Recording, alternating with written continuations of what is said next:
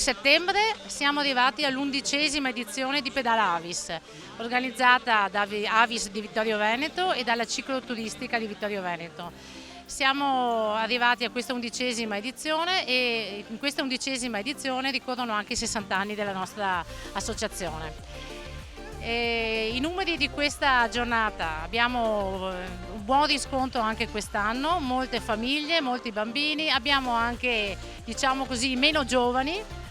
e quindi abbiamo richiamato in piazza anche quest'anno un po' di pedalanti con lo scopo di fare un po' di rumore, diciamo, un po' di colore, in modo che così si porti il messaggio di Avis. Il messaggio di Avis è quello di diventare donatori di sangue e donatori di vita, che è anche il messaggio che alcuni vittoriesi avranno notato in queste giornate affisse nei nostri muri e in giro per la città. E questo messaggio, dona sangue, dona vita, è lo slogan per i 60 anni di Avis, della nostra associazione locale di Vittorio Veneto, che, come quindi dicono questi 60 anni, è nata nel 1959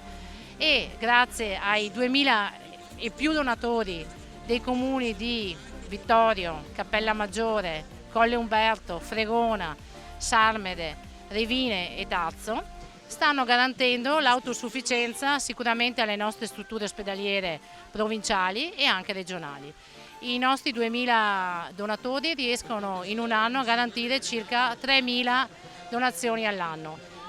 Sono dei bei numeri, però se siamo anche oggi in piazza è per ricordare che di sangue ce n'è sempre bisogno e quindi abbiamo bisogno anche di nuovi donatori e quindi di riuscire a, diciamo così, a riuscire a rimpiazzare i donatori che per motivi di età o di salute non possono più donare. Quindi l'appello di Avis con questa 11ª Pedala Avis è quella di: venite a donare, abbiamo bisogno anche di voi.